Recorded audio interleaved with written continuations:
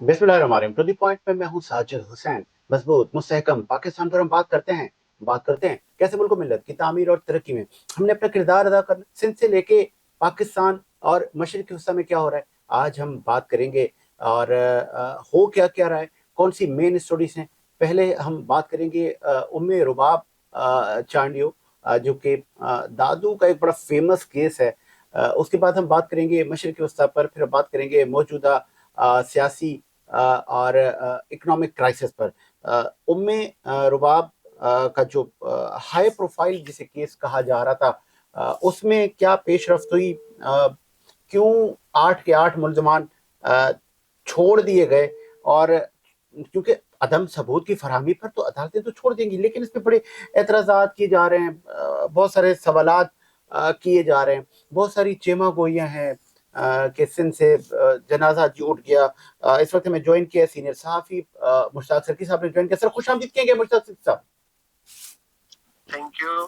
مشتاق صاحب پہلے ذرا, چونکہ ایک بڑا فیمس کیس ام رباب چانڈیو کا, اور جس پہ 8 کے 8 لوگ بری ہو گئے, اس کے بعد سوشل میڈیا پہ ہر آدمی اپنی بات کر رہا تھا. کوئی کہہ رہا تھا کہ جنازہ نکل گیا, کوئی کہہ رہا تھا کہ ام رباب چانڈیو صاحب کی جو والد صاحب تھے وہ بھی شاید اچھے آدمی نہیں تھے, تو یہ تو پھر جیسا کرو گے ویسا بھرو گے. تو آپ کس نظر سے دیکھ رہے ہیں, کیا واقعی سپریم کورٹ سزا دے پائے گی ان 8 لوگوں کو؟ دیکھیں ساجد, میں تو ایک بات سے ڈس ایگری کروں گا آپ کے کہ ام رباب کا والد اچھا آدمی تھا یا نہیں تھا. یہ میرے خیال میں کہنا ناجائزی کے مترادف ہوگا. اب جو اس جہاں میں نہیں اس پر شاید اس طرح کا کمنٹ نہ کرنا چاہیے. رہی بات عدالتی فیصلے کی, تو وہ آپ کے سامنے کہ عدالت نے 223 صفات پر مشتمل وہ اناؤنسمنٹ سنائی, ورڈکٹ جو فیصلہ تھا, اور میں نے اس پہ تفصیلی لائیو سیشن بھی کیا تھا کل, اور باریک بینی سے بحیثیت قانون کے طالب علم کے, تو میں نے پیرا ٹو پیرا سمجھا, اور اس کے ساتھ ساتھ میں نے اپنے اوپر بیتے ہوئی جو کہانیاں عدالتوں کی وہ بھی بتائی کہ عدالت بینیفٹ آف ڈاؤٹ کیسے دیتے ملزم کو. اور عدالت یہ نہیں دیکھتی کیونکہ جج کے سامنے اگر روڈ پر کوئی کسی کو مرڈر کرے, کوئی قتل کرے, اور اسی جج کے عدالت میں وہ کیس پہنچے, تو یہ درست نہیں ہوگا کہ جج کہے کہ میرے سامنے یہ مرڈر ہوتا. وہ پروسیکیوشن کو اور مدعی کو اور ان کے وکلاء کی ٹیم کو ثابت کرنا ہوتا ہے کہ یہ مرڈر اس طرح ہوا ہے, اور قانون پھر اپنا راستہ اختیار کرتا ہے. اس میں بدقسمتی سے چونکہ کہ کڑوا سچ ہے کہ ام رباب اور اس کی فیملی یا اس کی جو ٹیم ہے, انہوں نے تمام طرح اپنی توجہ مرکوز رکھی social media per instead of case.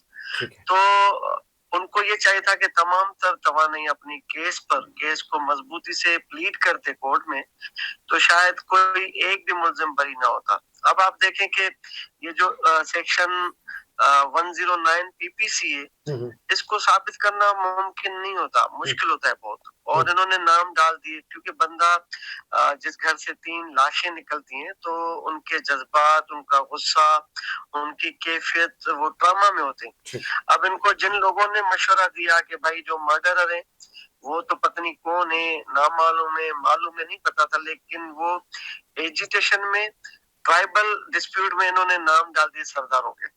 چلو وہ بھی حکومت نے, اسٹیٹ نے ان کو ریسپیکٹ دی, کیونکہ مدعی کا فرض ہوتا ہے. آج اگر ساجد یا مشتاق کسی کے اوپر مقدمہ کرانا چاہیں, خدا نہ خواستہ کسی افینس کا, تو وہ پولیس آپ کو بولتے ٹھیک ہے بھائی آپ نام ڈال دیں, تحقیقات ہم دیکھیں گے. تو یہ اس طرح کا ہوا کہ بھائی سرداروں کے نام بھی آ گئے, اور اس پہ متعدد افسران نے تحقیقات بھی کی, اور ان کو یہ سہولت بھی فراہم کی, اور اے ٹی سی میں یہ کیس ثابت نہیں ہوا. پھر اکیوز پارٹی کے وکلاء نے ٹرانسفر کی اپلیکیشن لگائی کہ یہ اے ٹی سی بنتا ہی نہیں, تو پھر وہاں سے کیس ٹوٹا, نیچے آیا, اور 8 سال تک یہ ماڈل کورٹ میں چلا. اور جو ویکنیسز تھی کیس میں وہ ہم نے ڈسکس کی ہیں کہ کیس پروسیکیوشن کی فیلئر کی وجہ سے اور وکلاء کے فیلیورز کی وجہ سے, کیونکہ اتنے اتھینٹک ایویڈنس کورٹ میں پروو نہیں کیے گئے اور جمع نہیں کیے گئے, تو اس کی وجہ سے پورا جو کیس ہے وہ مکمل طور پہ. ٹھیک ہے, سوری فار انٹرپٹ. مشتاق سرکی صاحب, 2 میرے آپ سے لاسٹ سوال ہیں. ایک یہ کہ جب یہ فیصلہ آتا ہے اس کے بعد اندھا دھند فائرنگ اور جو سردار خان چانڈیو اینڈ ادرس کا بڑا پرتپاک استقبال کیا جاتا ہے ان کے ویل وشرز کی طرف سے، جس پر بھی بڑی تنقید ہوئی کہ جیسے کوئی بہت بڑی فتح ان کو ملی ہو، اور دوسری جانب ایک نہتی لڑکی ننگے پاؤں. اور ایک اور میرا سوال یہ ہے آپ سے، کیا عدالتی جو عملہ ہے اس کی خرید و فروخت، گواہوں کی خرید و فروخت، کیسز کو کمزور کرنا، تو کیا یہ نئی بات تو نہیں ہے؟ پہلے پورشن کا میں آپ کو جواب دوں کہ ہم جس معاشرے میں رہتے ہیں سرداری ٹھیک ہے، آپ کی آواز بریک ہو گئی. جی دوبارہ کہیے گا.